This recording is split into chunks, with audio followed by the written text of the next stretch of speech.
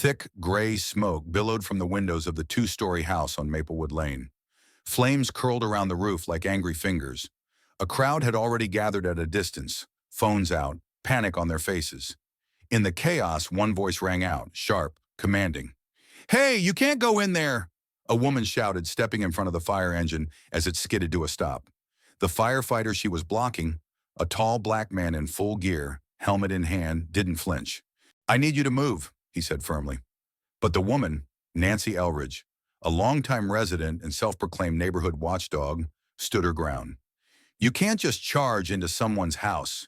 Where's your supervisor? I've never seen you before." "I am the supervisor today," he replied, quickly scanning the burning structure.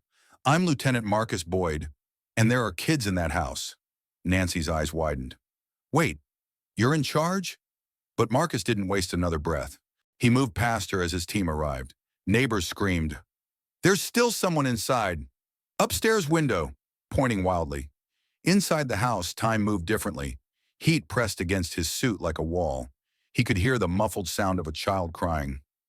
Following the noise, Marcus found two small kids huddled together in a corner of a smoky bedroom, tears streaking down their soot-covered faces. "It's okay," he said gently, kneeling low. "I've got you." Minutes later, the front door burst open again, and Marcus emerged through the smoke, one child in each arm. The crowd gasped. Someone started clapping. Then everyone did, but not Nancy. She stood silently, her hands still raised as if trying to stop the moment from unfolding. The mother of the children ran to Marcus, sobbing. "Thank you. Thank you. I thought I lost them." He nodded quietly and passed the kids to paramedics.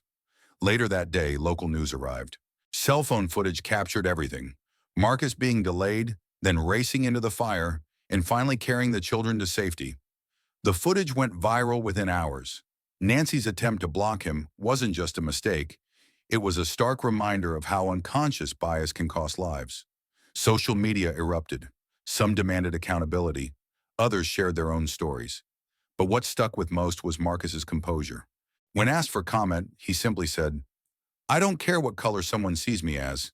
When a child is in danger, we don't have time for prejudice. We have time for action." The fire chief backed him publicly. "Marcus Boyd is one of our most experienced officers. He's saved more lives than I can count. Today was no exception." A week later, the city held a ceremony to honor the team. Marcus stood at the podium in full dress uniform. This time, no one doubted who he was. "I didn't do this for a headline," he said. "I did this because it's my job, because those children deserved a tomorrow." In the back of the crowd, Nancy stood quietly. She didn't try to speak, but she clapped, harder than anyone around her.